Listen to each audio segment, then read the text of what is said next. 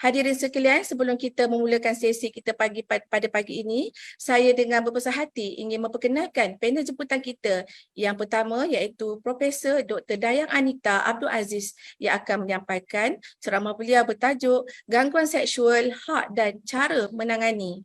Sebelum itu, izinkan saya memperkenalkan Profesor Dr. Dayang. Profesor Dr. Dayang Anita merupakan pengarah Pusat Kepimpinan Wanita Tun Fatimah Hashim. Beliau juga merupakan pakar bedah pediatrik di Hospital Pakar Kanak-Kanak atau nama baru Hospital Tuanku Ampuan Besar Tuanku Aisyah Rohani. Profesor Dr. Dayang mempunyai banyak pencapaian luar biasa sepanjang kerjaya beliau. Antaranya, merupakan profesor wanita pertama sebagai pakar pediatrik Malaysia dan UKM, wanita pertama yang memimpin perkhidmatan pembedahan pediatrik di institusi akademi di Malaysia. Beliau adalah ketua pembedahan pediatrik di Fakulti Perubatan UKM. Beliau adalah salah seorang ahli trust untuk pembangunan hospital kanak-kanak permata HPKK UKM. Wakil utama di Gabungan Pembedahan Pediatrik Kebangsaan. Beliau adalah orang Asia pertama yang memegang jawatan berprestij sebagai pemeriksa antarabangsa untuk Lembaga Pembedahan Pediatrik Eropah. Beliau juga adalah pengurusi jawatankuasa kesihatan bagi Majlis Kebangsaan Pertubuhan Wanita NCWO Malaysia. Profesor Dayang mengetuai kumpulan penyelidik mengenai advokasi kesihatan wanita dan kanak-kanak di Fakulti Perubatan UKM sejak 2019. Begitu hebat sekali Prof Dayang. Jadi kami sangat berbesar hati atas kesudian Prof untuk memberi ceramah pada hari ini. Sebelum kita mulakan ceramah, suka saya ingin memaklumkan tuan-tuan boleh menanyakan soalan di chat box ataupun bertanya soalan selepas selesai ceramah. Jadi tanpa melengahkan masa, saya dengan segala hormatnya mempersilakan Prof untuk memberi ceramah beliau. Dipersilakan Prof. Assalamualaikum warahmatullahi wabarakatuh. Boleh dengar saya? Boleh. Alhamdulillah. Saya mengucapkan banyak terima kasih kepada Puan Rosli Datun dan Puan Pengerusi Majlis dan MNA Cawangan PPUKM atas kesudian menjemput saya ya. Susahlah kalau saya nak kata tidak pada tim jururawat yang dikasihi di PPUKM Jadi walaupun apa-apa berlaku tu saya akan put aside ya untuk mengisi jemputan ya. Jadi terima kasih banyak-banyak kerana menjemput saya untuk memberi sedikit perkongsian ke atas tajuk gangguan seksual, hak dan cara menangani. Okey. Ada dah sebelum ni saya diberikan soalan-soalan. Saya dah minta soalan-soalan pre-meeting ni lah supaya kita boleh address ya. Jadi saya nak mulakan dulu sebelum menjawab soalan, saya berikan sedikit introduction ya ataupun kita kongsi sikit maklumat lah sebelum kita tanya soalan-soalan atau saya address soalan ya. Saya nak share screen, okey. Okey.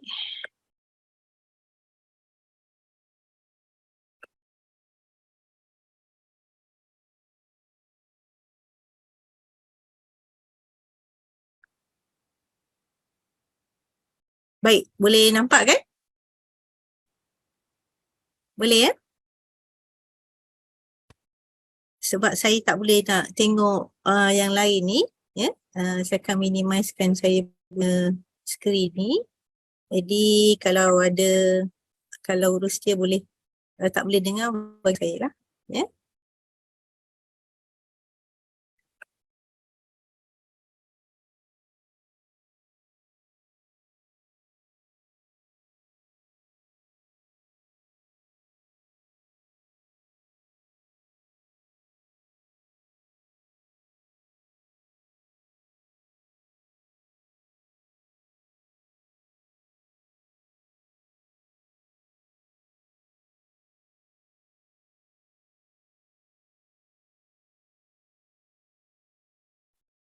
Boleh dengar saya? Boleh saya dapat sikit respon sama boleh dengar saya? Boleh. Boleh, Prof. Okey, sorry. Baik. Ini tajuk yang diberi kepada saya, gangguan seksual, hak dan cara menangani. Kalau ada yang tak boleh dengar, just saya tak dapat nak buka chat kan, just bersuara lah. Okey. Baik. Jadi apakah 11 perkara yang perlu kita ketahui mengenai rang undang-undang anti gangguan seksual 2021 ni? Okay, ada banyak, jadi saya dah consisekan, dan sebenarnya kalau saudara-saudari pergi ke pautan di web KPWKM, dapat juga maklumat yang sama. Okay, cuma saya dah persembahkan dengan cara yang lebih mudah lah. Okay. Jadi apa dia rang undang-undang anti gangguan seksual 2021 dan bila sebenarnya benda ni bermula? Dia telah diluluskan dibahaskan dan diluluskan di Dewan Negara pada 11 Ogos dan diluluskan dengan sokongan sebulat suara Jadi ini satu kejayaan lah kepada semua kaum wanita dan kanak-kanak, kerana kita nak menghapuskan budaya menormalisasikan gangguan seksual. Okay? Jadi ketika itu Menteri Pembangunan Wanita, Keluarga dan Masyarakat Yang Berhormat Datuk Seri Rina Mohamad Harun memaklumkan bahawa Dewan Rakyat pada 20 Julai dah luluskan RUU AGS ni dengan sokongan majoriti. Jadi KPWKM adalah kementerian yang mencadangkan dan membawa rang undang-undang ni untuk kelulusan di peringkat Dewan Rakyat dan Dewan Negara. Okay? Dan bukan dia buat seorang, dia telah dibantu oleh pelbagai organisasi dan kerajaan dan bukan kerajaan. Okay? Dan kita di Pusat Kepimpinan Wanita Tun Fatimah Hashim UKM sangat berbesar hati kerana sempena pelancaran buku pembangunan dan pemerkasaan wanita, kesejahteraan, kesihatan ekonomi dan sosial yang disunting oleh saya dan Allahyarhamah Prof. Zarina Abdul Latif dan Encik Muhammad Azad ni, staf kanan saya di Pusat Kepimpinan. Sempena pelancaran buku ni oleh KSU KPWKM yang berbahagia Datuk Dr. Maziah, dia juga memberi sesi penerangan khas berkenaan rang undang-undang anti gangguan seksual. Okay? Jadi kita sangat berbesar hati. Kalau ingat tadi 11 hari bulan lulus di Dewan Negara, Dewan Negara, kita dipilih sebagai di Pusat Kepimpinan dipilih untuk sesi penerangan khas pada 12 Ogos 2022. Okay. Jadi ada 11 benda kan saya cakap tadi apa yang kita perlu tahu tentang rang undang-undang anti gangguan seksual ni. Yang pertamanya, apakah dia? Dia sebenarnya satu perundangan yang khusus berkenaan gangguan seksual. Dia bertujuan untuk memberikan kesedaran agar kita dapat mengelakkan berleluasanya gangguan seksual. Dan kita nak memberikan tebus rugi, redress kepada individu yang telah diganggu secara seksual melalui penubuhan Tribunal AGS. Di yang saya merah-merahkan tu ada important component of RUU AGS yang tidak ada pada akta-akta sebelum ini. Okay? Jadi apa itu rang undang-undang? Districting. Okay? Kita nak mengelakkan berleluasanya gangguan seksual ni, kita tubuhkan Tribunal AGS, ada perkongsian isu tu di situ dan kemudian kalau betul keadaan tu kita beri tebus rugi kepada mangsa. Okey? Dan kenapa perlunya satu undang-undang khusus berkaitan gangguan seksual ni? Seperti yang saya telah sebutkan tadi, kita nak beri tebus rugi yang sewajarnya kepada mangsa. Kerana sebelum ni apa-apa akta yang ada tu dia hanya memberi fokus kepada pelaku tau. Kalau pelaku tu tak ada, dia kata tak ada beban bukti, lepas. Lepas tu kalau ada, dijatuhkan hukuman. Kita yang mengadu ni dapat apa? Tak ada apa-apa. Ikut akta yang dulu kita tak dapat apa-apa. Dan kita sebenarnya dengan adanya RUU gangguan seksual ni, kita mewujudkan persekitaran yang selamat. Kita nak mencapai tahap penyertaan wanita dalam sektor ekonomi kepada about 25%. Dalam 2024 kita belum capai lagi 55% dalam apa ni by 2024 kita tak capai lagi.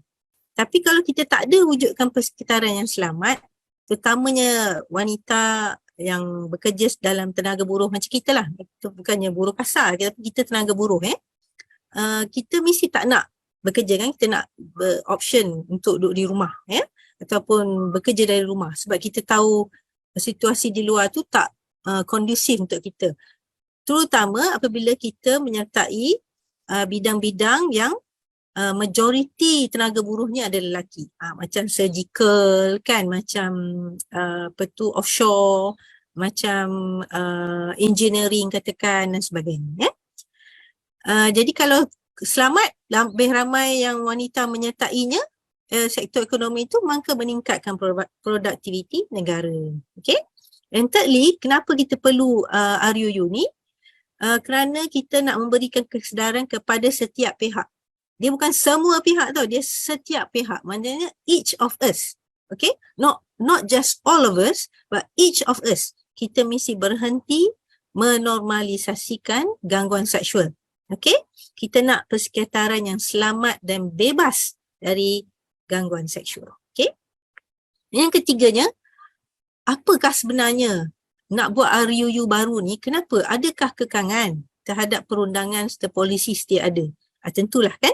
Jadi apakah kekangan itu? Kita dapati kekangan ini ataupun siapa yang menimbulkan kekangan ini daripada soal selidik dalam talian involving 17,000 to almost 18,000 respondent and over 50% of them, 62.1% mengatakan undang-undang sedia ada tidak mencukupi. Okay, tidak mencukupi untuk mengendalikan kes gangguan seksual. Okay, apa kekangan yang pertama? Kalau biasanya kalau ada kes-kes gangguan seksual sebelum ni, boleh kita bawa kita buat aduan dan menggunakan kanun kesiasaan Akta 574. Okay, tapi dalam akta ni dia banyak tau, dia ada kena ada pembuktian ada niat jahat. Jadi most of the time pelaku akan kata dia tak ada niat jahat, dia bergurau je. Jadi dah tak boleh guna dah kanun kesiasaan Akta 574 ni. Okay? Yang keduanya, untuk kanun kesiasaan 574 ni kena ada pembuktian yang lebih munasab. Yang dia katakan standard of proof tu mesti beyond reasonable doubt. Maknanya kalau kita kata ini menyebabkan saya stres, dia kata no, ni gurauan. So boleh tak dia menjadikan gurauan? Boleh. Di pihak satu lagi ni kata dia tak ada niat jahat dan proof ni pun sebenarnya saya hantar, bukan saya yang tulis. Yang ni saya copy paste saja. Jadi saya bukan ada niat lain, ya. Dengan serta-merta tak boleh guna kanun kesiasaan ni. Kalau kita charge dia under kanun ni, dia terlepas, ya. Yang keduanya ialah Akta Kerja 1955, iaitu Akta 265, ya. Yang ini pun dia ada address kes gangguan seksual, tapi dia hanya terhad ke tempat kerja saja. Dan Akta Kerja 1955 ni kalau kita tengok ni sebelum penubuhan Sabah dan Sarawak kan, sebelum Malaysia ditubuhkan 1963 dengan meliputi Sabah Sarawak. Jadi Akta Kerja 1955 ni tidak terpakai di Sabah dan Sarawak. Takkanlah orang Sabah dan Sarawak kita allow mereka dapat sexual harassment di tempat kerja kan? Tak adil kan? Ya? Dan mekanisme untuk menangani gangguan seksual di bawah Akta Kerja 1955 ni, dia banyak bergantung kepada pertimbangan dan budi bicara majikan. Jadi majikan tu has the ultimate decision, dia the ultimate decision maker. Dia nak meneruskan siasatan ke tidak? Dan kebanyakan majikan, dia tak mau tempat kerja tu di bawah dia punya responsibility, orang tahu ada kes gangguan seksual. Nanti orang tak mau datang kerja kat dia kan? Ataupun dia dimalukan kan? Jadi most of the time dia akan tutup je lah, just compensate. Kalau betul nak bagi ganti rugi pun bagilah di belakang tabir. Okay? So itu yang berlaku. Dan apakah lagi kekangan? Kita tengok perkeliling perkhidmatan garis panduan pengendalian kes gangguan seksual di tempat kerja dalam perkhidmatan awam. Ni oleh JPA tau. Dia tidak mengikat dari segi perundangan. Kecuali jika telah sabit kesalahan. Okay? So kalau kita mengadu pun, kita mengadu macam kita kat PPU kan, kita mengadu sebelum ada rang undang-undang ni. Lepas tu kita tak dapat nak sabit kesalahan, beban tak ni ke kita. Jadi tak adalah tindakan tak tertib kat pegawai tu. walaupun dalam rekod pegawai tu ada orang mengadu kes gangguan seksual, tapi sebab tak ada rang undang-undang yang mengikat dari segi perundangan, tak berlaku apa-apa. Okey? Jadi ini tak mencukupilah, tidak ideal. Dan seterusnya, kita juga ada ini daripada Kementerian Sumber Manusia, ya, kod amalan untuk mencegah dan membasmi gangguan seksual di tempat kerja. Jadi yang ini lagi sekali dia tidak mengikat dari segi perundangan kecuali telah sabit kesalahan. Maksudnya you kena buat 2 komplain tau. You kena buat komplain kat tempat kerja, lepas tu you kena buat komplain kat polis. Lepas tu dari segi perundangan tu dia tengok akta apa. Nanti balik pada akta kanun jenayah kan. Jadi dah susah, ya. Tak ada beban beyond reasonable doubt, kena ada mens rea, ya. Jadi kod amalan ni kurang mendapat sambutan seperti juga apa-apa yang lain tu. Kerana ia bukanlah satu yang mandatory. Jadi bukannya kalau ada gangguan seksual kena terpakai kod amalan ni. Kod amalan ni dia is a code kan, terpulang kepada budi bicara institusi tu nak implement ke tak. There is a code of guideline, but you know it's not mandatory what, yeah? Dan dalam tempoh 10 tahun selepas dia diperkenalkan, hanya 0.08% syarikat swasta menggunakannya. Tadi kalau dekat kerajaan kita pakai keliling JPA kan, di swasta kod amalan ni imagine tak sampai 1% guna lepas 10 years. Adakah dia mengatakan tak ada gangguan seksual di tempat kerja? Tak kan? Ramai orang komplain kan, tapi syarikat swasta tidak pun menggunakan kod amalan atau mempraktikkan kod amalan. Okay? Jadi, poin nombor 4 daripada 11 tu, adakah penggubalan RUU AGS ni turut melibatkan pihak luar? Ya, bukan saja agensi kerajaan, kita ada ahli akademia, kita ada badan bukan kerajaan, NGO, semua mereka yang dipanggil ni tu, individu atau badan-badan ni ada kepakaran pengetahuan dan pengalaman berkenaan isu-isu yang berkaitan dengan gangguan seksual. Dan selepas tu, KPWKM buat sesi konsultasi dengan pihak berkepentingan. Termasuk majikan, persekutuan majikan, wakil pemimpin pelajar, beberapa kementerian lain dan jabatan-jabatan kerajaan. Okay, so it's tight. Jadi bukannya Kementerian Pembangunan Wanita dalam kementerian dia saja. Dia keluarkan RUU AGS ni. Baik. Adakah RUU AGS ini terpakai untuk wanita sahaja? Tidak. Ia terpakai kepada semua individu tanpa mengira jantina dan warga negara. Jadi kalau orang bukan warga negara ataupun ada jururawat bukan warga negara yang bekerja dengan kita dan dapat dapat gangguan seksual, okey, boleh kita gunakan RUU AGS ni untuk bantu bangsa. Okey? Kalau jururawat kita lelaki ada kes gangguan seksual terhadap mereka, kita tak boleh kata tak bolehlah pakai RUU, kita nak pakai ombudsman, kita settle out sajalah. Tak boleh, ya. Kalau individu tu ke depan mengatakan ada kes gangguan seksual kepada dia, kita ada RUU AGS ni terpakai kepada jururawat lelaki juga. Okey? Okey, bolehkah poin nombor 6, bolehkah kanak-kanak dan OKU diwakili kerana ketidakupayaan mereka? Apa maksud ketidakupayaan kanak-kanak? Jadi kanak-kanak definisi dia daripada 0 sampai 18 tahun, 18 tahun. Okey, bukan 15, bukan 12, bukan 16, bukannya umur yang kita tulis dalam admission. Okey, hospital ada admission. Lepas umur 12 masuk adult ward, lepas umur 15 baru masuk adult ward, bukan. Kita ikut definisi antarabangsa iaitu up to 18 years old. Okay? Kerana kanak-kanak ni kadang-kadang dalam situasi yang menakutkan dia tak boleh nak menceritakan. Jadi kita ada court yang khas untuk mereka, yang mesra kanak-kanak, approach kita berbeza. Tapi kanak-kanak ni biasanya perlu ada orang yang meneman dia. Okey, jadi kalau kanak-kanak atau orang-orang yang kurang upaya, dia tak boleh dengar ke, dia buta ke, ataupun dia susah nak memahami ke, tapi telah berlaku gangguan seksual terhadap dia boleh diwakili oleh sahabat wakil atau penjaga dia. Okay? So it's very nice tau.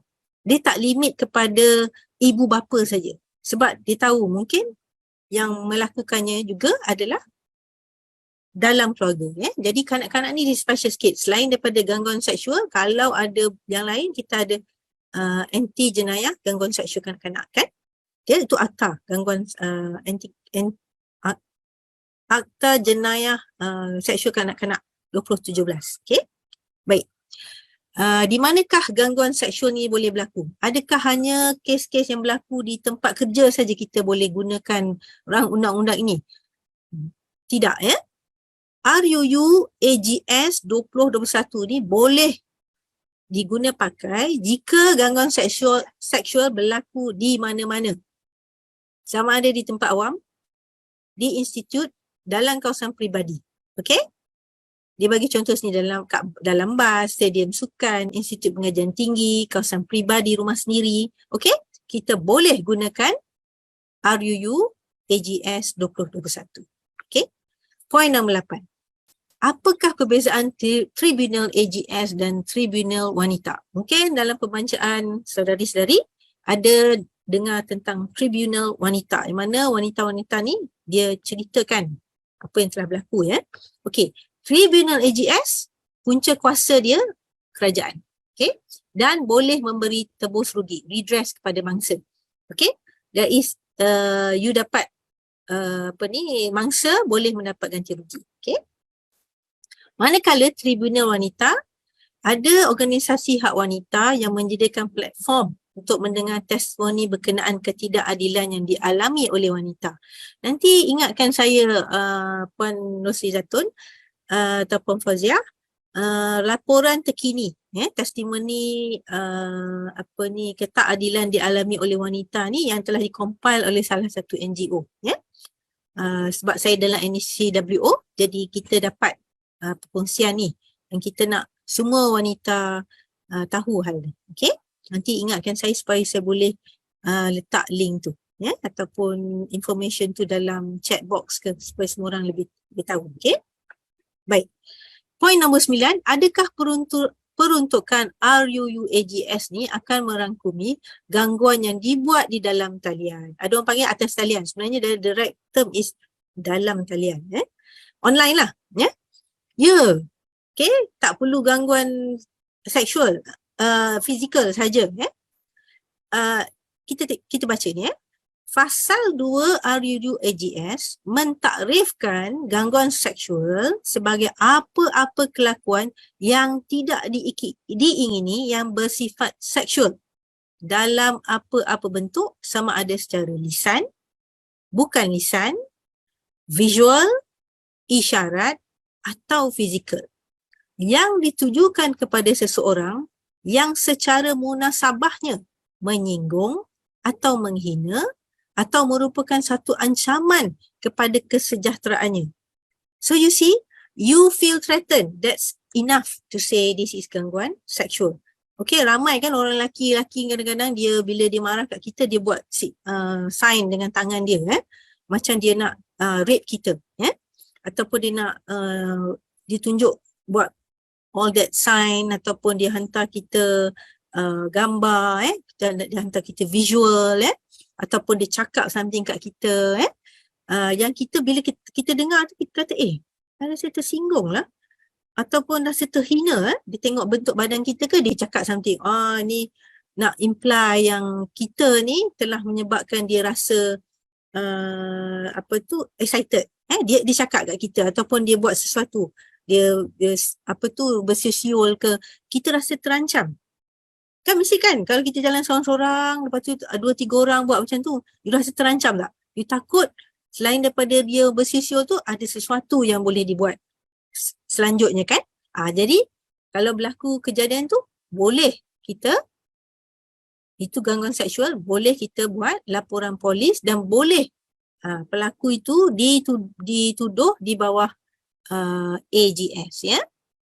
Jadi tak perlu dia datang kat you, buka baju you, dia pegang you secara fizikal, dia buat sesuatu kepada you punya anatomy, baru you nak buat laporan. Okay? It's enough that you rasa tersinggung, terhina atau merasa terancam kesejahteraan you. Okay? So I'm sure dalam kejururawatan, now you reflect back what has happened to you. Okay, ada tak berlaku hal ni di dalam klinik katakan, di dalam ward, di dalam OT, saya tahu kat dalam OT ada, tak senonoh, Jadi sekarang ni jangan accept benda-benda macam tu lagi dah. Okay, jangan accept benda-benda macam tu lagi dah. Kalau ada surgeon-surgeon, ada doktor-doktor, ada rakan-rakan sekerja yang nak bergurau senda menggunakan bahasa lucah, atau jangan, kalau dia nak bergurau kata this is not gurauan. Kita kena announce kat dia. Okay? Right. Yang ke-10nya, adakah hanya dengan kecederaan fizikal membolehkan saya membuat aduan berkenaan gangguan seksual? Ini berbalik-balik pada takrifan tadilah, tapi kita reinforce. Tidak semestinya. Okay? Tidak perlu kecederaan. You tak perlu kecederaan fizikal atau menunggu untuk terdedah kepada keadaan yang lebih bahaya baru you buat aduan. Okay, ia bukan satu keperluan mandatory. Okay, so now don't you feel safer? You have RUU AGS ni. Okay, saya feel safer. Okay, sebab now I don't tolerate this anymore.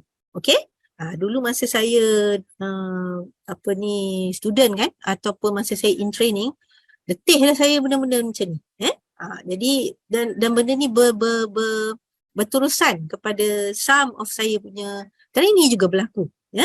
Dan sebelum ada RUU AGS ni memang kebanyakannya pelaku-pelaku ni terlepas. Dan jadi sekarang ni jangan bagi peluang mereka untuk lepas. Kerana saya nak bagi tahu, oleh kerana dalam JPA tu dia tidak binding kan, dia tidak kecuali terbukti kesalahan. Kita dapati ramai pelaku ni bila dia nak naik pangkat, orang tak peduli pun dia ada kes sexual harassment sebelum RUU AGS ni. Ya, sebab dalam kriteria naik pangkat tak ada tak boleh naik pangkat kalau you disabit kesalahan gangguan seksual. Ya, ini berlaku kepada institusi kita. Okey, jadi kalau tak adalah kan, sebab kita tahu Allah macam mana dapat jadi katakanlah macam mana dapat jadi profesor PL macam ni kan, kita dalam hati kita macam mana universiti ni, bukan, not entirely the fault of the system, kerana tidak ada provision untuk kita mandatorykan hal-hal ini. Now kita boleh buat, sebab ada RUU AGS mengatakan tak perlu kecederaan fizikal. Kita tak mau menormalisasikan benda yang tak betul. Okay. Right, lastly, adakah pendengaran tribunal AGS ni dikendalikan secara tertutup? Jawapannya adalah ya. Okay, so pasal 14 RUU mengatakan bahawa bila kita beraduan akan dibawa ke tribunal AGS. Okay, kita diberi satu point of rujukan, kena ada tribunal. Dalam tribunal ni hanya ada pengadu dan responden saja, dan dia punya komiti lah, dia tertutup kepada orang awam. Jadi kita tak adalah sensasi sangat macam kes-kes penceraian ke dengan orang-orang insta famous ni kan, dia tertutup, sebab kita bukan nak menutup atau menjaga responden tu, pelaku tu, kita lebih kepada nak menjaga nama baik pengadu. Okey? Baik, itu yang 11 Ada soalan setakat ini? Tak ada? Saya nak tengok chat box kejap. Ada ke? Boleh, tak ada Right. Saya nak go kepada soalan-soalan yang telah diberikan kepada saya sebelum ni. Boleh Puan Pengerusi? Boleh, Prof. Okey, soalan 1. Yang ni saya nak audience jawab. Okey? Siapa boleh jawab ni? Adakah menghantar sexting atau menghantar gambar kemaluan satu bentuk gangguan dalam talian? Apa jawapannya? Boleh bubuh kat chat. Chat yang pertama. Ya. Wah, ya. Oh, banyak. Terror lah, bagus. Betul. Tepat sekali So now don't accept any type of sexting or somebody hantar dia punya gambar kemaluan dia Dia kata dia nak melawak dengan you saja sebab ada luka kat situ ke, dia nak tunjuk saja sebab tadi dia dah cakap dia terhantar ke ramai ni dia I ingatkan hantar kat my wife, hantar kat you. Dia mangkuk ke apa kan kita punya nombor lebih sama pula dengan nombor bini dia ke apa Jadi don't accept such thing, okay? Bagus. Soalan kedua. Bagaimana cara untuk membalas komen atau email yang bersifat gangguan seksual? Siapa nak jawab?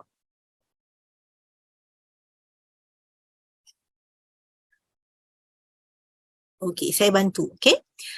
Jawapan dia, jangan balas. Okey, jangan balas. The most you can tell is that this is gangguan seksual. You put that. You screenshot, okay? You screenshot. You make sure dia tahu, you dah bagi tahu ni, ini gangguan seksual. I will not tolerate this. Okay? Kalau you bercakap-cakap dengan orang tu, oh ni, abaikan, ignore, abaikan. Okay, jangan abaikan. Ya? Bukan abaikan. Maksudnya, nak komen atau tak balas lah. Betul lah. Abaikan jangan balas. Tapi, saya nak push saudari-saudari sekalian supaya jangan just abai yang biar saja. Sebab pelaku ni kalau dia buat dekat orang, kat you tak jadi, dia akan buat kat orang lain. Okay? Itu yang kita kata setiap individu. Kita jangan tunggu kita kena baru kita nak buat something tau. Ataupun kita dah mengadu kat bos baru nak buat something. Maksudnya kalau berlaku sekali ni kita stop it. Okay? No more. Okay? Ini attitude yang kita kena buat sekarang, saudari-saudari sekalian. Okay? Ada nak balas komen? You don't want to balas, never mind, but you document and you make the report. Because your confidentiality, you as a whistleblower is protected. Okay? Jangan biar. Kalau dia buat video ke, dia buat live, dia hantar video ke, you document semua benda. Then you file gangguan seksual. Dia tak perlu tahu. Ya, you jawab tu, ni gangguan seksual tau. Lepas ni saya nak lapor you. Mungkin dia akan buat sesuatu yang lebih agresif. Kita tak mau you berada dalam situasi yang lebih buruk. Okay? Okay, itu jawapan untuk soalan 2. Soalan 3. Adakah wanita, ini you all boleh jawab. Adakah wanita saja yang menjadi mangsa gangguan seksual? Ada siapa nak jawab? Dan soalan 4, gurauan pun dikira gangguan seksual? Jawab nombor 3 dulu lah. Adakah wanita saja yang menjadi mangsa gangguan seksual? Tidak. Okay, that's right. Okay. Kita tahu semua gender dan semua warga negara. Okay, soalan 4. Gurauan pun dikira gangguan seksual ke? Apa jawapannya? Ya. Ya, betul. So, tak boleh kata dia bergurau. Orang yang membuat ni, pelaku ni, dia tak boleh sekali-kali. Lepas ni, kalau dia kata, I tak tahulah ada orang undang-undang. You cakap, you tahu tak ada kalau you sayang klik, you katakan, you bold cakap dengan dia terus. You know, today, I know already, there's undang-undang anti gangguan seksual 2021, it's already passed by Dewan Negara. Dewan Rakyat dah lepas bulan Julai. Okay, it's implemented. Kalau you buat laporan polis, you kena. Okay? Sebab sebelum ni, kita selalu cakap kan, kita pergi jumpa polis kata, dia tak boleh buat apa-apa. Bukan dia tak boleh buat apa-apa, kerana polis ni, bila dia buat, dia ambil you punya percakapan tu, dia dokumentkan, dia akan kena cakap, apa akta yang dia boleh guna untuk buat ni. Jadi, imagine dulu kalau akta jenayah, akta kanun keseksaan, dia tak boleh, dia kena ada niat jahat. Dia kena ada beban yang berat. Kalau you hantar SMS tu, WhatsApp tu, lepas tu orang tu cakap, ini bukan saya yang hantar. Pada pukul sekian-sekian ni, anak saya pegang phone tu. Dah ada doubt. Dia boleh create doubt kepada siapa yang menghantar. Dah tak jadi. Okay? Dah tak boleh guna akta tu. Jadi you punya kes pun bila hantar kepada DPP, pendakwa raya, dia kata alamak tak cukup kuat lah kes ni. Dan you pun rasa kecewa. Okay? Lepas tu you punya kesimpulan, polis tak tolong pun, tak ada buat apa-apa. Sekarang dah ada. You buat, dia hantar macam tu, dia cakap, kalau polis tu kata, oh ni tak kuat lah sebab nanti dia cakap, tak tahu ke akta undang-undang anti gangguan seksual 2021, saya nak guna akta. Itu saya punya rights. Okay? Baik. Now soalan kelima, dia bukan pasal seksual tapi saya nak, ini soalan dia gangguan dalam talian. Adakah saya mangsa gangguan jika seorang tidak bersetuju dengan beri komen di Facebook menggunakan perkataan kesat dan apa yang perlu dilakukan? Okey, saya jawab dulu kalau perkataan kesat tu berbau seksual. Contohnya dia kata kita buat, saya ingat yang datang kat kepala saya sekarang ni, saya stop share dah habis. Ada lagi ke? Tak ada dah. Okey, saya stop share. Baik, saya terdatang ke kepala saya ni satu isu yang apa tu doktor yang dekat overseas tu, Dr. Amalina bila dia terangkan pada anak dia dapat anak perempuan, lepas tu dia kata di UK tak buatlah kita ni. Jadi ramai yang menghantar komen-komen foto, cakap wah ni nanti anak dia punya macam ni, kemaluan anak dia jadi gini, macam gini. Itu berbau seksual. Okey? Jadi kalau pelaku tu di dalam orang Malaysia, you boleh gunakan akta tu. Mungkinlah kita kata yang mangsanya bukan di Malaysia, tapi pelaku di Malaysia. Okey? Pelaku tu orang Malaysia pakai warga negara. Okey? Dan tak kira apa warga negara kan. Okay, boleh dibawa. Ada dua. You boleh guna akta di bawah komunikasi multimedia dan juga akta gangguan seksual. Okay. Kalau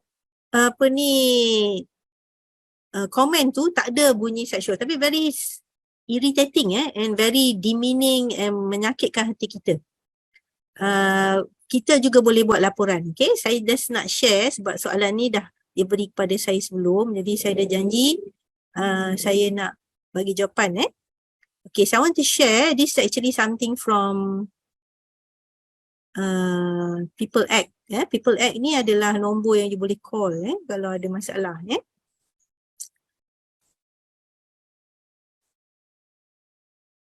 Boleh nampak ke?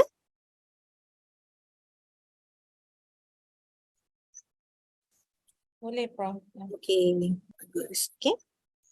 Ini apa, kata cara nak buat. Okay. Simpan semua komunikasi yang mengganggu secara elektronik dan dalam bentuk salinan keras. Cetak sebagai bahan bukti. Rekodkan tarikh apabila ia dihantar kepada anda. Jangan edit atau ubah dalam apa jua cara sekalipun. Jangan enlarge. Jangan crop. Jangan tukar dia punya color nak tepatkan apa semua. Laporkan gangguan kepada seorang yang anda percayai, seperti ibu bapa, guru, kaunselor. Maksudnya don't keep it to yourself. Ataupun NGO yang berurusan dengan gangguan dalam talian seperti People Act. Go and read about People Act atau polis. The crux of the problem is anda tidak perlu menghadapi masalah ini seorang diri. Okay, kalau yang gangguan seksual tadi pun ada hotline. Di KPWKN dia ada WhatsApp, dia ada nombor yang anda boleh call untuk gangguan seksual, ataupun dalam institusi sendiri kan, dalam UKM ni tengok ada dekat ikon tu ada untuk khas untuk gangguan seksual. Dia berbeza daripada aduan hal-hal lain. Okay? Dengan menggunakan nama anda sebagai kata kunci, jalankan carian web untuk mengetahui jika terdapat sebarang maklumat mengenai anda yang disebarkan dalam laman web tanpa kebenaran anda. Simpan maklumat yang diperolehi secara elektronik dan dalam bentuk hard copy bersama dengan tarikh penerbitan. Dengan ini, anda dapat mengetahui maklumat tentang anda di luar sana. Maksudnya, orang ni dia dah cakap kat you kotor kan? Ataupun dia dah irritate you, lepas tu dia pergi tag you kan? Dia ambil you punya tu, dia share dekat dia punya Instagram ke, dia share dekat dia punya blog ke, dia share dekat dia punya TikTok ke, dengan tujuan nak memalukan you lagi. Okay? That's why orang kata jangan share all the screenshot. Senang-senang and then you nak malukan. You tengok ni, you tengok ni. Okay? Jika si pelaku yang diketahui tetap mengganggu anda walaupun anda telah meminta beliau untuk berhenti, hubungi pembekal perkhidmatan internet si pelaku. Okay? Now, maksudnya, katakan dia berlaku dalam Facebook, jadi you kena beritahu Facebook. Okay? Orang ni ganggu you. Facebook ada dia punya atur cara. Okay? Kebanyakan, bukan kesemua tau, mempunyai polisi yang jelas melarang penggunaan perkhidmatan mereka disalahgunakan oleh orang lain. Jadi kalau cyber aggression ni, kita panggil cyber aggression ataupun cyber bully ni berterusan, dia go on, berbalas-balas kan. Dulu saya pun suka berbalas-balas, saya dah berhenti. Sebab saya rasa, walaupun saya menjawab untuk menegakkan kebenaran, tapi sebenarnya dia boleh menimbulkan more aggressors. Dia kadang-kadang dipanggil dia tag kawan dia, lagi ramai orang bergaduh. Jadi ini menjadikan satu situasi dalam talian tu yang lebih menyakitkan lagi. Ya, jadi cara menghentikan dia begini. Okay? Dan selalunya ISP boleh menghentikan, maksudnya provider tu, kalau you kat TikTok berlaku tu, you beritahu TikTok. Kalau berlaku di Instagram, you beritahu Instagram. Okay? Instagram, ISP tu boleh menghentikan tingkah laku si pelaku dengan bersemuka secara langsung atau menutup akaun mereka. Itu je lah yang dibuat. Kan? Tapi apa lagi yang you boleh buat? You namakan domain ISP ni dapat dikenapasti dengan maklumat selepas. Inilah apa kan, Google ke Facebook ke orang tu. Okey, jadi bagaimana cara untuk membalas ni? Kita kata jangan balas. Okey, jangan balas apabila anda sedang marah. Okey, kalau nak jawab juga, buat post lain yang tak merujuk. Jangan buat post lepas tu bagi tahu rujuk ni. Okey, jangan terburu-buru untuk berkonfrontasi atau bertengkar. Sebab anda berisiko untuk memulakan perang api. Jadi saya dapati kan, another one, saya bagi contoh. Saya tak tahu berapa sama ada you all tahu yang saya ni sahabat baik dengan Mr. Potato tu, Uncle Kentang tu. Kita ada banyak buat benda-benda yang baik untuk masyarakat. Antaranya van jenazah. Dan saya dapati ada segolongan daripada kita yang menyerang dia dengan aktiviti van jenazah yang dibuat ni kerana menggunakan input daripada organisasi lain. Jadi kita pun join. Untuk spread, share dekat kita punya page. Dan lebih ramai orang dengan cara penulisan yang penuh konfrontasi tu, semua orang terikut-ikut berkongsinya. Okey, jadi kita ingatkan, Uncle Kentang ni dia diam saja. No, we don't diam kan. Sebab kita tahu kalau kita serang dengan api dengan letak minyak, lagi terbakar. Okey? Tapi kita tak boleh biarkan hal ini berterusan. Dan kalau kita lapor pada Facebook pun, dia kata, alamak, dia ni ikut laluan page kan. Kalau lagi popular orang tu, lagi bagus lah. Jadi apa kita boleh buat? Tentu kita ada mekanisme lain. Jadi kalau kita yang suka join the bandwagon untuk marah orang, cela orang sebab kita rasa kita nak tunjukkan yang kita di pihak orang tu, kita mungkin terbabit sama apabila mangsa tu mengadu pasal kita. Okey? Dah tak pasal-pasal kita terlibat. Dan ingat kalau kita adalah pejabat awam dan kita memang didapati bersalah untuk tindakan-tindakan macam ni, kita boleh hilang tempat kerja. Okey? Hilang pekerjaan kita. Okey? Jadi walaupun saya tahu tajuk saya sebenarnya berkaitan gangguan seksual, saya harap sebab saya dah janji nak jawab soalan tu, jadi saya jawablah. Baik. Sebab dengan itu saja yang dapat saya kongsikan, kecuali ada soalan-soalan lain. Saya serahkanlah kepada, saya harap apa perkongsian saya hari ini dapat manfaat kepada saudari-saudari sekalian. Saya serahkan kembali kepada pengerusi majlis dan saya happy to take any question that you may have. Terima kasih.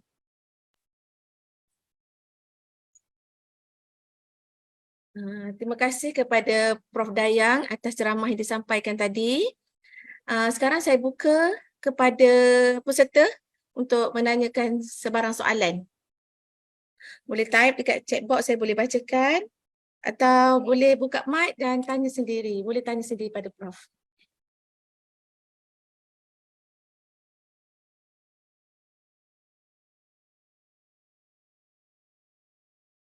Yang ucap terima kasih pada saya sama-sama. It's a pleasure to be here with all of you. Don't be afraid to speak. Although kita live di Facebook, ya, and tak perlu kalau ada berlaku kejadian-kejadian yang tak diingini, just ask, ya. Because I know it happens, ya. Yang kadang masa zaman saya dulu, masa saya training, saya ingat teruk, bila kita assist dia buat prosedur, dia infer apa tu sexual activity, bila kita buat posting ortopedik tu, teruk sangat saya kena. Lepas tu satu hari tu saya bersuara. Jadi bila saya bersuara, saya dapat penalti. Dia kata, okey, lepas ni you jangan masuk OT kita. Alah, dah kita trainee kan, kita kena isi logbook kita kan. Tapi saya biarkan sajalah. Jadi saya minta pergi OT pediatrik, senang. Kat OT pediatrik kurang sikit lah.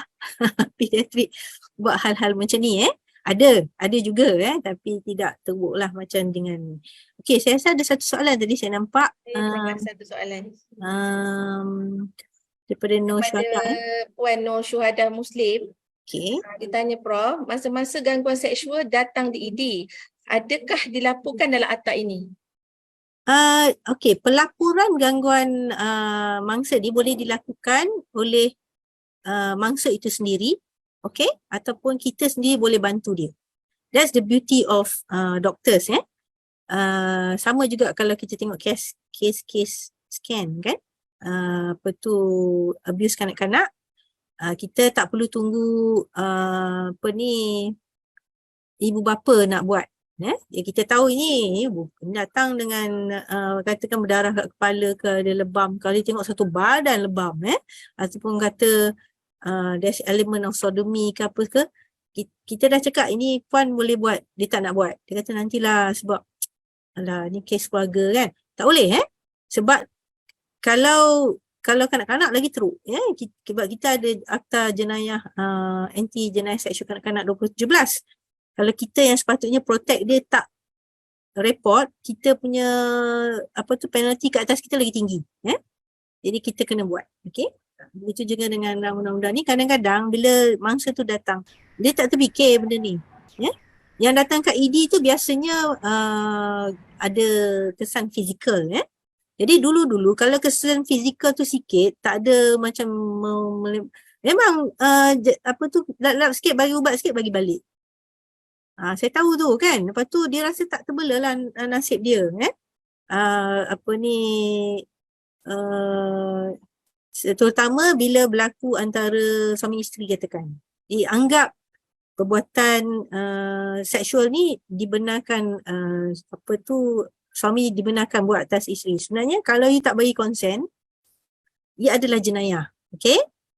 So you ada, you boleh, you mesti ingat sekarang ni selain daripada akta kanun kesiasaan, syariah, you boleh juga ada akta AGS, gangguan seksual. Okay? Selalunya dia kena buktikan lah. Tapi kalau dia kata, takkan suami you buat macam ni, sebab saya memang ada masalah ni dengan dia. Jadi you kena keluarkan. Okay? Ceritakan bab tu. Tapi kalau you kata katakan suami you baik dengan suami, tapi tiba-tiba suami bersifat macam ni, you nak buat gangguan, nak charge suami sebab gangguan seksual pun boleh, tapi dia bawa di tribunal dan mungkin that's it lah kan, dia sebab you ada ikatan yang mungkin the tribunal will see what other advice they can give. Okay, but whatever it is, you are protected. Okay. Assalamualaikum Prof. Waalaikumsalam. Siapa tu? Saya staf Nonozila Dari ward Sejiri 1. Sejiri 1, okey. Saya nak tanya, kami ada selalu menerima panggilan daripada satu pesakit. Pesakit ni dia pernah buat hernia. Ya. Tapi dia tak adalah call tiap-tiap hari ke apa, tapi dalam masa 2 tahun dia ada call. Dalam waktu dia call selalunya pukul 11 malam ke atas lah. Dia punya soalan yang sama, saya dah buat hernia, saya ni ada sakit, perlu ke saya pakai spender, saya punya op tu macam mana.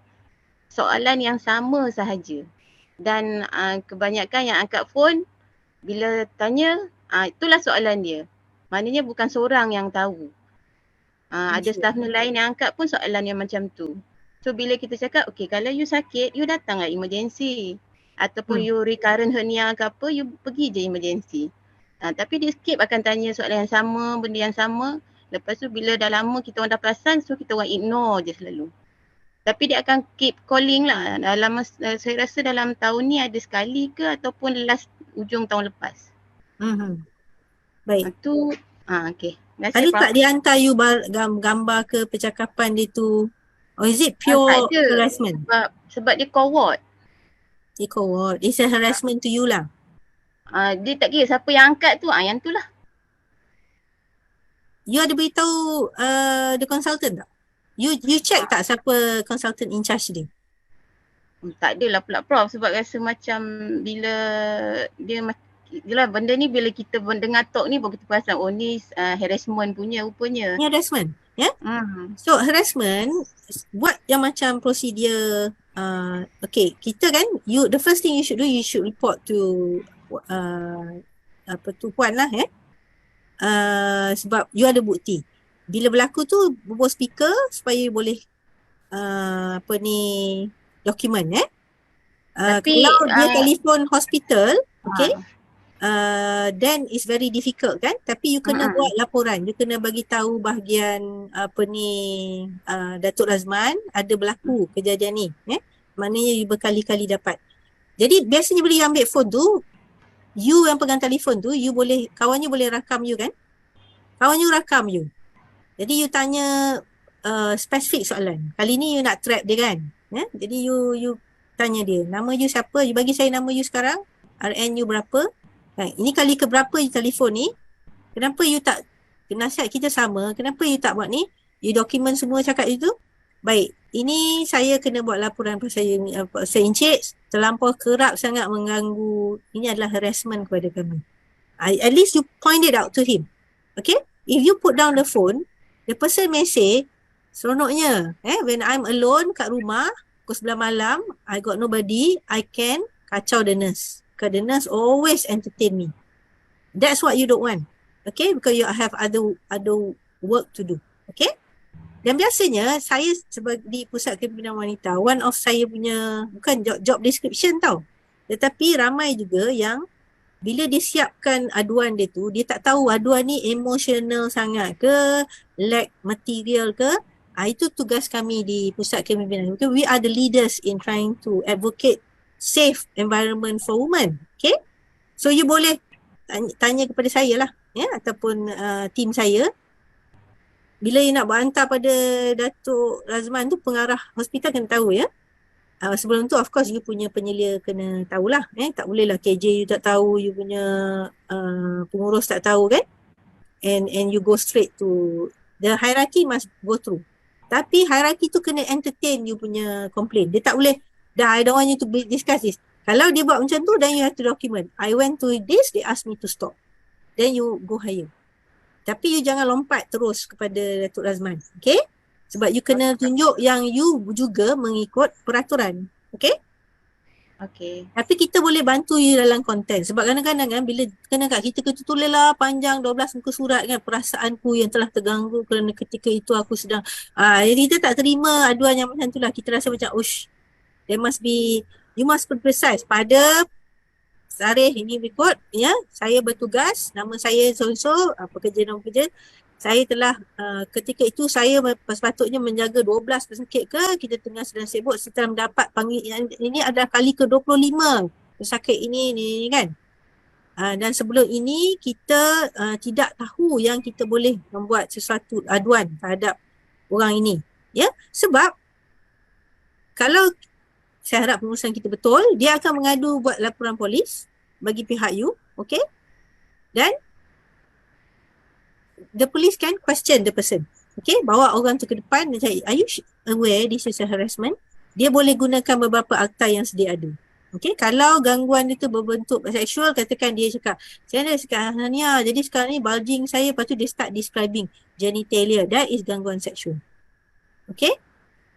Ataupun dia kata, saya tengah pegang ni, saya punya ni, Hania ni, saya boleh rasa dia besar ni, sebelah ni, saya punya testis ni besar macam ni. Dia dah lain, you dengar pun, you hentikan, stop it. Ya, saya tak mau dengar tentang kemaluan encik ni. Saya rasa ini bukan perbualan yang, ini dah termasuk perbualan gangguan seksual ni. Jadi kawan you yang rakamkan you tu, dan dalam sebelum you terlupa, you catatkan apa yang telah dikatakan. Okay? You mean you have to put a stop to it because not only you will kena, your friends pun kena, kan? Okay? So thank you so much for sharing, ya. Terima kasih, Prof. Ya, sama-sama. Ada lain? Saya Saya pun punya- setuju tadi dengan Prof kata tu, staff tu sepatutnya dia kena maklum kepada ketua lah.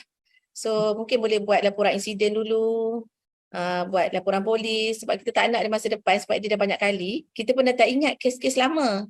Betul. Kan? Masa tu kita pun dah tak boleh nak recall balik kes-kes lama tu, dah tak ada masa. Masa tu kita tak ingat. Kita tak nak dia manipulate kita pula. Dia kata kita tak menjawab walaupun dia call malam kan, nanti dia kata dia buat aduan pula tentang kita kan. Itu saya punya pandangan lah, Prof. Ya, bagus tu, ya. Sesi saya dah sampai pukul berapa pun? Ada lagi soalan? Saya takut saya terambil masa Puan Rohana. Ada lagi setengah Ada jam. lagi, ya? Baik. Ada lagi soalan-soalan lain? Prof, saya ada soalan ni Baik. tentang Pusat Kepimpinan Wanita Tun Fatimah Hashim ni. Kan saya pernah dengar lah, tapi sebenarnya dia ada program apa kat situ? Kita boleh buat aduan ke macam mana, Prof? Oh tidak, kita bukan pusat aduan dan kita juga bukan pusat aktiviti wanita. Kita sebenarnya macam untuk ringkasan dia adalah pusat the academic arm of Kementerian Pembangunan Wanita, Keluarga dan Masyarakat, ya. Penubuhan dia pada tahun 2012 masa Naib Chancellor yang berbahagia Profesor Emerita Tan Sri Datuk Sri Dr. Sharifah Hapsah, masa dia Naib Chancellor, ya. Jadi dia telah menubuhkan Pusat Kepimpinan Wanita ni. Tujuan dia supaya institusi UKM ni memberatkan penghasilan pemimpin-pemimpin wanita. Ya, jadi di akhir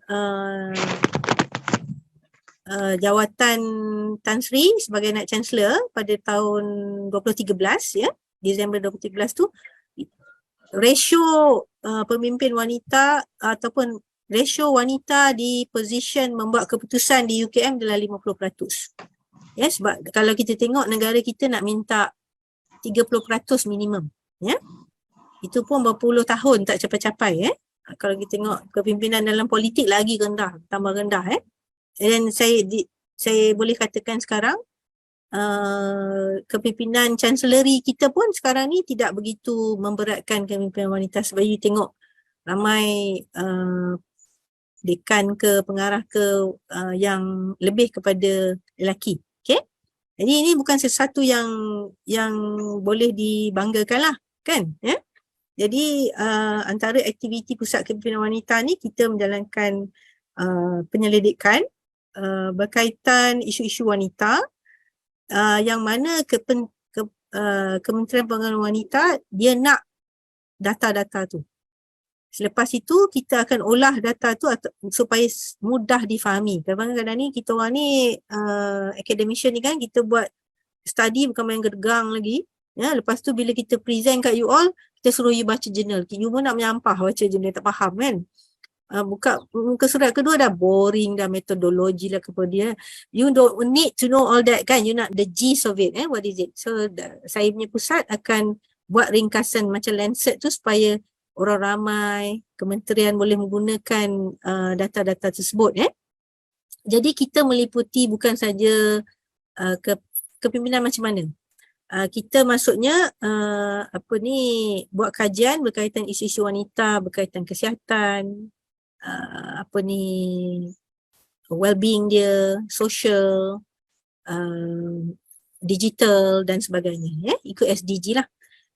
Kita juga adakan program kepimpinan kepada wanita muda, ya, dan wanita di position membuat keputusan, ya. Saya ada kelulusan daripada Women's Development Leadership Program University of Oxford, ya, pada tahun 2020. Jadi saya gunakan ilmu yang saya dapat semasa saya menjalani kursus tu, dan saya buat kursus kepimpinan di UKM, di pusat kepimpinan, ya. Kita start last year, ya. Jadi tahun ni kita akan start one more round, insyaAllah lepas raya. Kalau ada pengurus ataupun KJ yang berminat, it's very cheap. Saya pergi kos ni 15,000 saya bayar Malaysia ringgit, Jadi untuk yang ni kita bayar RM300 je. Kita minta peserta bayar RM300, kita beri you mentor, okay, dan kita beri you the theory behind leadership, women leadership. Sebab women leadership ni yelah selalunya kita ikut-ikut je lah kan, kita naik pangkat, tapi apa sebenarnya kriteria, 10 kriteria yang kita kena ada sebagai pemimpin wanita, itu kita boleh ajar you secara teori, dan you ada mentor, dan mentor tu akan discuss dengan you bagaimana teori tu membantu dia untuk jadi tahap dia, dan you relate lah, Jadi last year kita ada 21 mentee dengan 15 mentor. Mentor pun cakap dia orang learn a lot, sebab of course lah saya takkanlah nak kata mentor ni tak ada teori kan, tapi bila saya bagi teori tu kepada mentee, the mentee must go back to the mentor, so the mentor must also look at the theory, kan. Jadi sama-sama belajar lah, dan mentee give us very high, very good response, feedback untuk program ni yang kita akan teruskan tahun ini. It's over a period of about 2 months, secara online is very flexible sebab semua orang bekerja kan, so you tak payah risau sangat lah, itu saya punya offer lah kepada MNA, cawangan PPUKM, Kalau ada yang berminat, just WhatsApp saya the name, okay? Right. Ada soalan lain? Apa lagi kita buat dekat, lagi satu yang kita buat di pusat kepimpinan ialah kita adakan database mengenai tokoh akademi wanita tersohor dan tokoh akademi wanita di UKM dulu, Kita keluarkan buku, dan buku ni kita gunakan sebagai rujukan untuk kita betulkan Wikipedia. Kalau kita tengok Wikipedia Malaysia, kalau kita baca, kita nak Google pemimpin wanita, the first 200 name is not pemimpin pun. Dalam 200 nama pertama tu majority 100 lebih, 190 macam tu, nama artis wanita. Jadi information tentang pemimpin wanita ni less, because bukannya tak ada kat Wikipedia tu, dia kena ada buku rujukan. Dia tak boleh dia tulis Profesor Dayang duk cerita semua pasal. Dia kena ada sumber rujukan. Jadi Pusat Kepimpinan Wanita adakan database tu, kita keluarkan buku supaya kita boleh guna buku ni dirujukkan supaya kita boleh improve Wikipedia tentang kepimpinan wanita di negara kita. Bukan hanya untuk orang UKM tapi dalam negara kita sendiri. Jadi kita tahulah siapa nak jadi pakar rujuk wanita. Okay? Ada soalan lain? Saya nak juga terangkan beberapa tahun yang lalu ada kes di mana postgraduate student juga dapat sexual harassment daripada trainer mereka, daripada lecturer mereka, Jadi dia jadi takut tau. Mula-mula dia setuju untuk buat laporan, lepas tu bila dia di ugut, kalau tak you tak pass exam you. Jadi dia tak jadi, Dia janji dengan saya bila saya pass nanti saya report prof.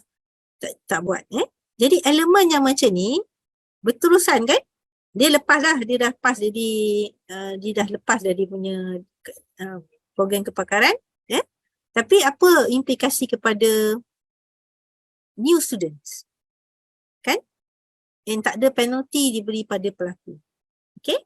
Jadi dengan rang undang-undang anti gangguan seksual ni, saya harap saudari-saudari, saudara-saudara di luar sana tahu bahawa aktiviti yang sebegini perlu dibasmikan sepenuhnya supaya environment pekerjaan kita terutamanya adalah selamat. Dan kalau kita nampak perbuatan berlaku di dalam bas, dalam monorail, dalam MRT, jangan kita biarkan sebab kita tak nak ambil tahu, tak nak campur tangan. Sebab kita tahu now, kalau benda tu dibawa di tribunal, dia adalah secara tertutup. Okay? Tapi mesti ada persetujuan pelaku. Maksudnya kita come forward to the, kena ada persetujuan mangsa pelaku pula. Kena ada persetujuan mangsa. Maksudnya kita beritahu mangsa tu, I saw it, I can become your saksi. Jadi kalau kita mangsa, kita tahu alah, terima kasih lah, diorang nak jadi saksi, kita tentu maka hadapan. Dalam kes yang student tu, apa yang berlaku kepada dia, bukti tu pun dah dilupuskan. Sebab dia pun dah jadi takut dengan ancaman-ancaman berikutnya. Masa tu tak ada undang-undang yang terpakai. Dan kita pun gunakan struktur yang mana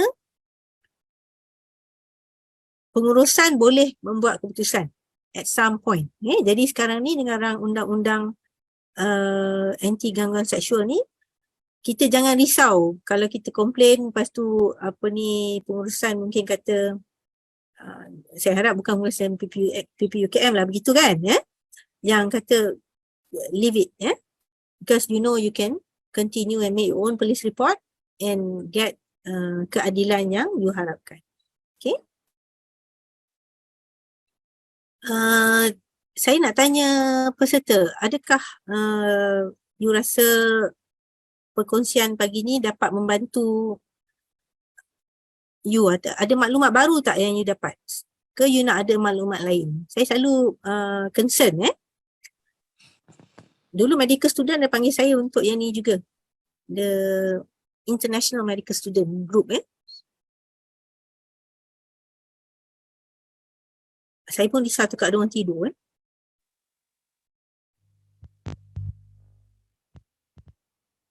Assalamualaikum Prof. Waalaikumsalam. Okey, saya Nur Aniza Abdullah daripada Klinik Surgery, bertugas kat Klinik Surgery. Saya nak tanya soalan Prof. Boleh, sila. Katakanlah sexual harassment ni dibuat oleh pesakit buat dekat staff kita. Contohnya dekat ward lah contohnya. Adakah kita boleh, kalau waktu patient tu on treatment lagi, adakah kita boleh discusskan maksudnya tak bagi rawatan kat patient, maksudnya discharge patient daripada ward tu? You tak nak treat dia sebab dia buat sexual harassment kat you? Katalah contohnya dia buat dekat staff kita dekat ward contohnya, dan kita ada pembuktian patient tu on treatment lagi. Adakah kita memang kena continuous dia punya treatment sebab kita nak sabitkan kesalahan dia, memang take time kan? Ya. Apa tindakan yang perlu kita buat untuk pesakit macam tu? Okay, kalau dia pesakit ada dua lah isu. Satu, dia buat sexual harassment. Itu you kena buat report. Okay, without doubt. Okay, you buat police report, that's it. Treatment is treatment. Treatment kita kena teruskan. Okay? So macam saya pun, saya tak suka penjerayah pun saya kena treat. Kan? Sebab dia sakit kan? Dia datang kat kita. Tapi laporan polis tu kita buat. Sebab kita kena protect diri kita. Okay? Sebab kalau kita tak protect diri kita, sebab kita masih boleh pergi bagi dia treatment dengan tangan dia bergari kat sebelah tu, kan? Okay. Jangan biarkan. Tapi kita tak boleh kata kita nak discharge dia sebab of the sexual harassment. Tu maksudnya kita menjatuhkan hukuman. Rang undang-undang. Saya telefon, ayah saya meninggal 1 Januari hari tu. Saya ada dengar suara siapa tu? Lepas tu dia balik tu tak sempat jumpa arwah ayah saya. Siapa? Boleh mute kan tu tak? Cik Afiq. Mungkin dia tengah berbual dengan orang lain tu. Maaf gangguan tadi. Kita tidak boleh mengambil tindakan yang kita rasakan sesuai untuk atau menghukum pelaku tu yang kita as we see it fit. Okay? Jadi kita tak boleh. Kita kena kita boleh bagi dia kita boleh, kalau orang tu pesakit, begitulah cara kita buat. Kalau dia katakan dia staff kita, staff buat dengan staff, kita tak boleh, kita kena buat laporan dan kita boleh minta supaya dia direhatkan dari kerja. Kan you nampak kan? Dicutikan. Dicutikan daripada sehingga kes ini selesai. Boleh? Itu pun bukan maksudnya pengurusan tertinggi lah. Laporan aduan kita kena buat. Most of the time that's what institusi buat. Kalau dia rasa this is serious man. Tapi dia tak boleh berhentikan you kan. You kena ada dia tak boleh berhentikan staff tu tanpa pemutihan, tanpa perbicaraan. Nanti the person can sue back. Saman pula. Jadi dia kata okay kita cutikan you. So, jangan kacau orang lain. Itu antara tindakan yang boleh dibuat secara awal sehingga berlakunya tribunal dan kita siapkan kes. Yang bagusnya kalau betul terbukti you memang terganggu dengan hal ni, you dapat tebus rugi. Okay? Dan tebus rugi tu is something very nice to us kan, kita dapat something. Before this, orang kalau kes biasa kan, bila mangsa tu court tu acknowledge kan, acknowledge dari kita keluar air mata, nangis sebab kita gembira, nasib kita terbela begitulah juga dengan kalau tribunal ni ada pula tebus rugi dalam bentuk monetary ke, wang yang mencukupi ke ataupun wang yang diberikan kepada you. Okay? Dia tak cakap dalam tebus rugi tu berapa amount sebenarnya. Mungkin ada cara-cara lain lah yang ditetapkan oleh tribunal. Baik. Terima kasih banyak kepada yang... Ada satu lagi soalan ni direct kepada saya.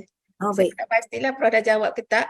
Jika ada bos yang lakukan sexual harassment masa buat aduan, adakah tindakan akan diambil atau di-ignore saja? Sekiranya ada orang lain suruh mangsa tarik aduan, apa yang perlu dilakukan?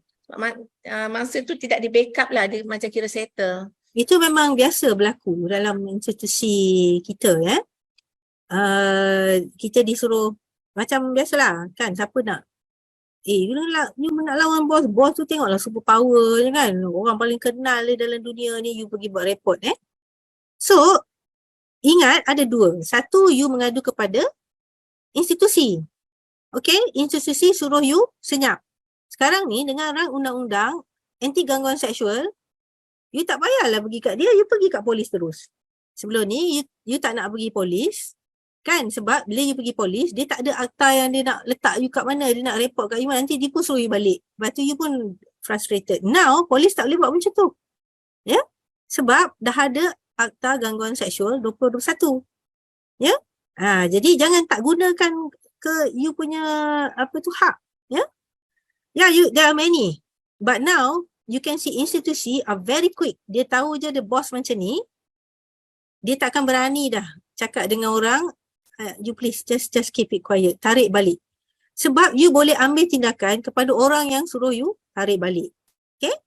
You boleh pergi dekat polis, you cakap selain daripada orang ni harass, orang ni juga yang seorang lagi ni juga menyuruh saya, bos yang kedua ke, bos yang ketiga ke, timbalan ke, suruh saya tarik balik.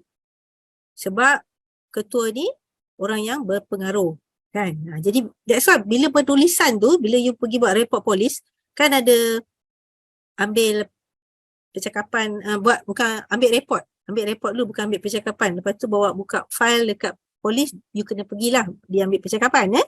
Masa you buat aduan tu, kadang-kadang you kena dibantu cara menulis aduan ni. Okay? Supaya dia tak emo-emo sangat. And dia tak boleh tukar je, dia kena cakap exactly. Jadi lebih mudah bila you pergi kat polis tu, you dah bawa dah you punya draft. So, saya nak buat laporan gangguan seksual ni oleh so and so, saya dah readykan draft ni. Jadi dia akan tengok. Now you must remember, aduan you tu boleh dicapai oleh orang awam. Okay, sebab tu kadang-kadang polis dia akan cakap, kalau polis yang tak bagus lah, dia akan cakap, alamak, dah kenal ni nama-nama besar ni, betul ke? Prof, betul ke you nak tulis ni? Kan? Nanti orang boleh check tau ni. I want it. Kan? buat laporan. Lepas tu dia nak takutkan you, dia pula buat laporan against you. Dia kata dia nak saman malu you sebab you cakap dia macam ni. Biarkan. Sebab saman malu menggunakan atas sivil. Lepas ni you boleh saman malu balik kat dia. Jadi kita bila kita ada terganggu fikiran, you kena tahu hak you. Mungkin you tak boleh ambil laluan melalui akta jenayah sebab tak cukup elemen mens rea niat jahat tu. Tapi ia menjadikan emosi you terganggu. You kena ambil psychiatric help pula. Kena pergi counselling. Jadi you nak compensation ke atas apa yang telah terjadi kepada you. You boleh ambil, you boleh buat saman malu, you boleh ambil civil action against the person. Okay? Lepas tu you kena berhati-hati macam mana you settlekan isu masalah di tempat kerja. Bila kalau you di position yang membuat keputusan lah, pengurus ke, profesor menyelesaikan ke, pengarah ke, saya kena hati-hati. Kalau saya tidak adil dalam pengurusan saya dan mendatangkan kemasalahan emosi kepada staf tersebut yang dia rasa tergugat emosi dia dan dia berasa malu ke dengan tindakan yang atau tak ada tindakan yang saya buat tu, dia boleh menyaman malu saya. Boleh menyaman malu UKM. Dan UKM pula menyaman malu saya. Kan? So, you berhati-hati. Untuk akta rang undang-undang seksyen ni membolehkan you terus menggunakan hak you terus ke depan dan bagi nama. Cuma kita selalu ingat kepada institusi kita kan. Sebab kita nak immediate bantuan. And it is only right kalau you dalam institusi yang bawah you government servant, memang you kena ikut. You kena laporkan kepada institusi dan you boleh juga lapor di luar. Ataupun institusi tu boleh menasihatkan you dengan cepat. Dia kata, oh ini kes berat ni, kita nak tolong you buat laporan. That's the way we do it. Dekat pusat kepimpinan, bila kita nampak, oh this is it. Jadi kita jadi pemudah.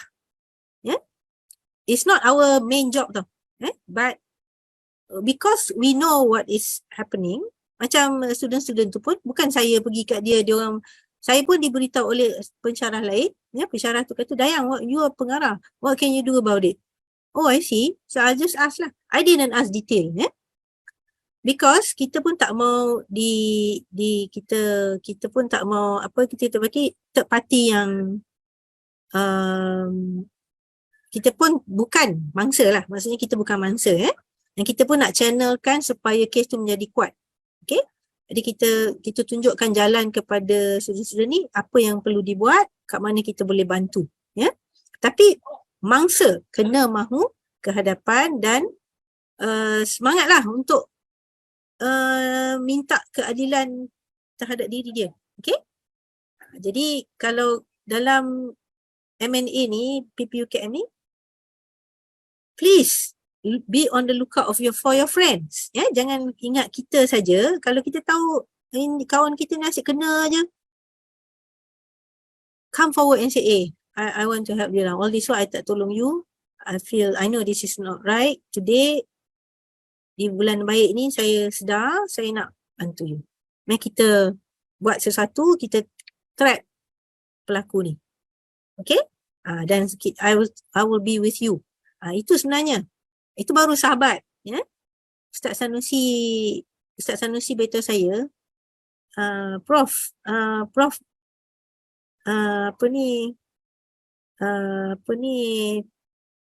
saya tengok Prof ramai sahabat. Dia cakap, bukan kawan. Sebab kawan, dia tak bersama kita di masa susah. Kita nak sahabat. So, para misi sekalian, saya harap you menjadi sahabat, bukan kawan saja kepada rakan sekerja. Okay? Baik. Nanti saya ambil masa Puan Hana. Saya harap perkongsian saya beri manfaat. Saya ucapkan terima kasih kepada staff-staff yang telah menulis dalam chat. I thoroughly enjoyed the session and I'm most honoured to be with you all today. Kalau ada apa-apa lagi yang pihak kejuruteraan PPUKM perlu daripada saya dan juga pusat saya more than happy to bantu. Ya. Dengan itu saya ingat, boleh ke saya nak ambil gambar dengan semua partisipan ya? Boleh ke? Kenangan, buat kenangan. Okey, mohon semua untuk buka kamera lah. Okey. Lagi. Masuk. JK semua masuk. Masuk. Wah, baru nampak tu semua. Yang ada yang Satu tu bukan ramai rupanya. Terima kasih, bro. Sama-sama. Jom sini.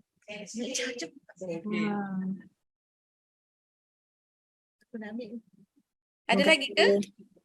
Ada lagi ke? Malu tak buka tudung lah, saya tak faham tu. Tak, saya nak ambil buat kenangan je. Macam cakap 1, 2, 3 dah. Dah ready ke? Saya pun nak print screen. Kita kalau ada yang tengah pakai tudung tu kita bagi Bagi masa sekejap lah nak bagi saya. Tak payahlah pakai make up sangat. Semua dah cantik-cantik tu. Ada dalam kereta pun ada tu. Maimah dalam kereta. Di pasar.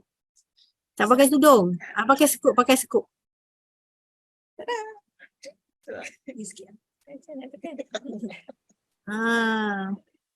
Cik Anis. Afiq. Kita ambil dah Afiq. Okay. Dah ambil ke Afiq? Nanti kejap bagi lagi. Saya nampak ada lagi yang sedang pusing. Yang kucing saya ada. Siapa tu? Alah comel kucing dia. Kucing pun faham. Okay. Alright. 10 saat lagi sebelum ni. Ada lagi. Ada lagi. Alhamdulillah. Okay. Sama-sama. Okay boleh kau Okay. 1, 2, 3. Smile. Okay. Satu lagi. 1, 2, 3. Smile. Ada 9 pages you know.